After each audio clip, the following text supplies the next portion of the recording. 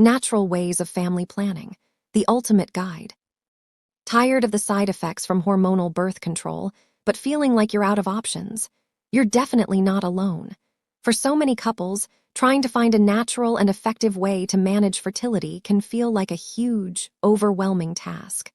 The side effects, the invasive devices, and that feeling that you're working against your body. It's no wonder so many people are looking for a better way.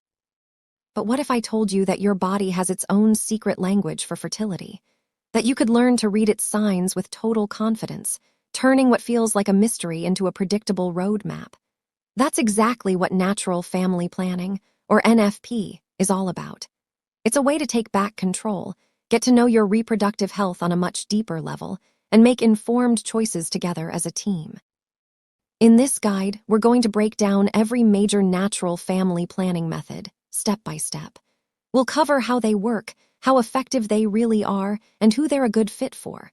By the end, you'll have a clear map of your options, so you and your partner can decide what's right for your life.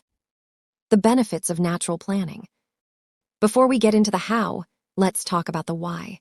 Why are so many people making the switch? First, and this is a big one, these methods are completely hormone-free.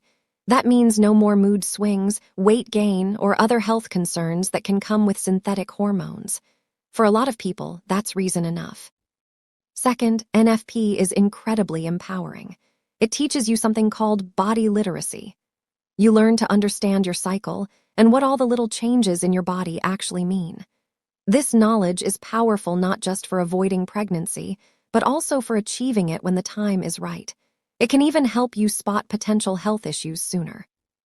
Third, these methods are super accessible and low cost. Besides maybe a special thermometer or a charting app, they're pretty much free. And finally, a benefit that doesn't get enough credit is the impact on your relationship. NFP isn't a one-person job. It requires communication, teamwork, and shared responsibility.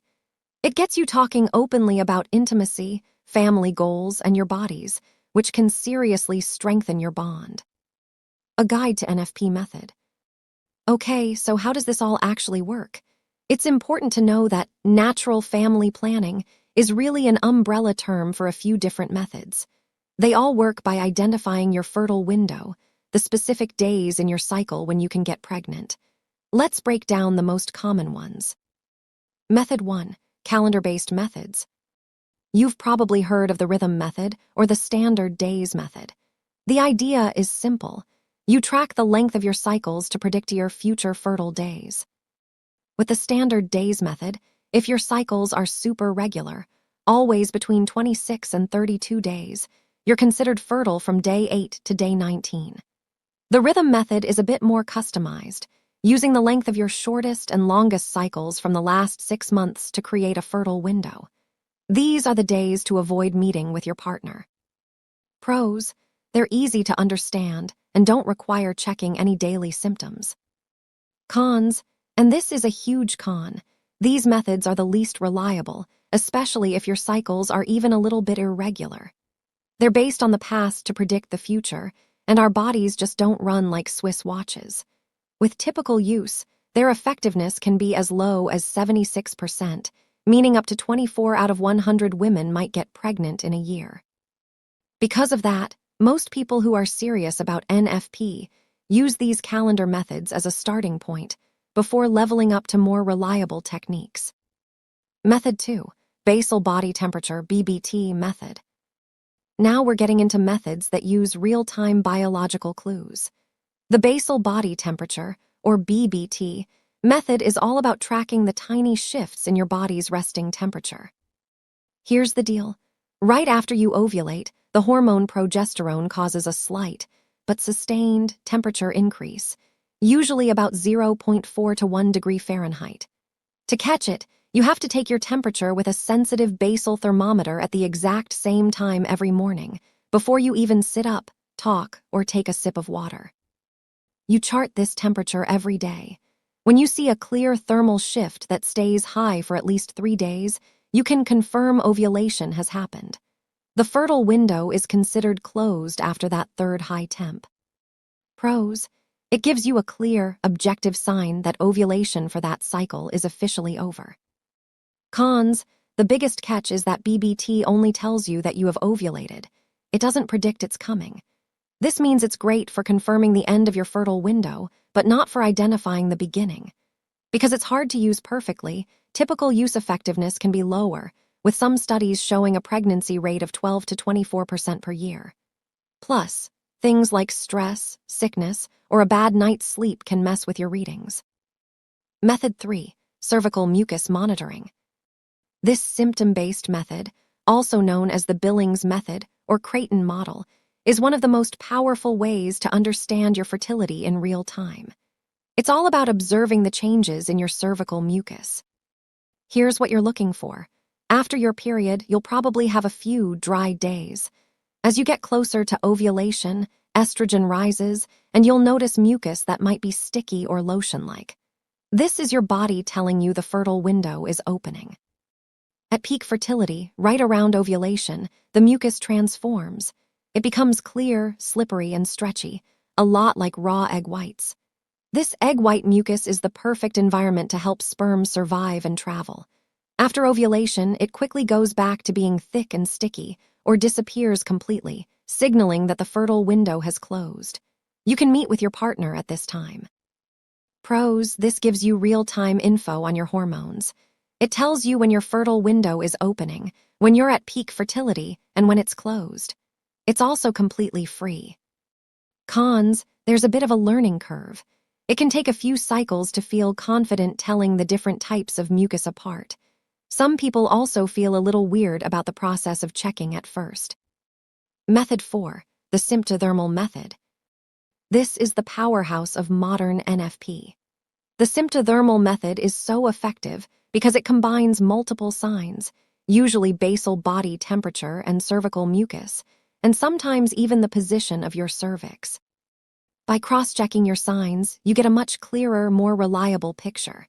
Your cervical mucus tells you, hey, the fertile window is opening. Then, your temperature shift comes in later to confirm, with hard data.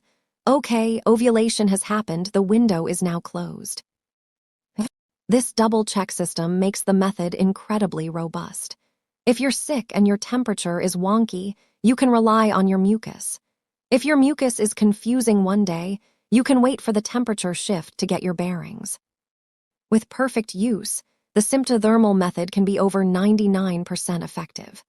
Even with typical, real-world use, its effectiveness is often cited as high as 98%, making it as effective as many conventional methods when you're taught properly and practice it correctly.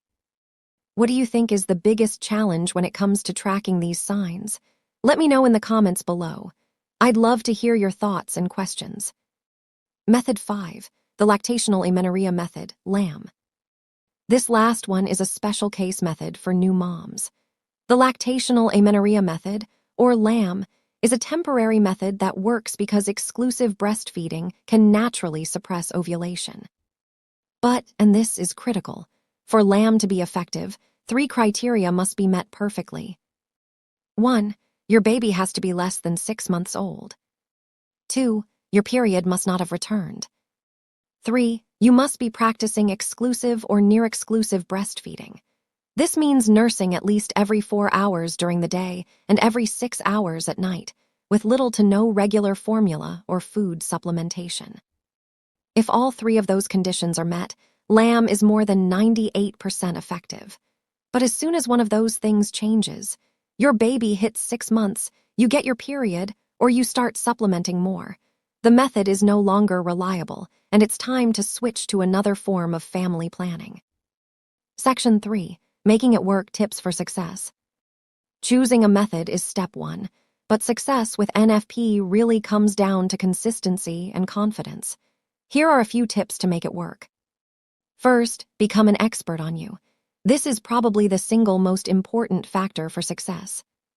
Second, get your partner involved. NFP is a team sport. Share the chart, talk about what you're seeing, and make decisions about intimacy together. When you're both on board, it's so much easier and more effective. Third, use the right tools. Whether you're a pen and paper person or an app person, find a system you'll actually use. Just be careful with apps that only predict your cycle with an algorithm. A good charting app is a tool that lets you record your own signs. An app that just uses a calendar isn't true NFP. And finally, give yourself grace. It takes a few cycles to really get the hang of it. Plan on charting for at least 3 to 6 months to learn your body's unique patterns and build confidence before you rely on it completely. From the simple calendar methods to the powerhouse symptothermal method, you have real, effective options. The journey into natural family planning is about so much more than just preventing pregnancy. It's a journey into understanding your own body. It's about empowerment, health, and partnership. Yes, it takes commitment, but for so many, the benefits of a hormone-free, holistic approach to fertility are absolutely worth it. It puts you in the driver's seat of your own reproductive health. If you found this guide helpful, please give it a thumbs up and subscribe for more content on women's health and wellness. I really want to build a community here, so please share your own experiences, questions, or tips about natural family planning in the comments below. Let's learn from each other. Thanks for watching, and I'll see you in the next one.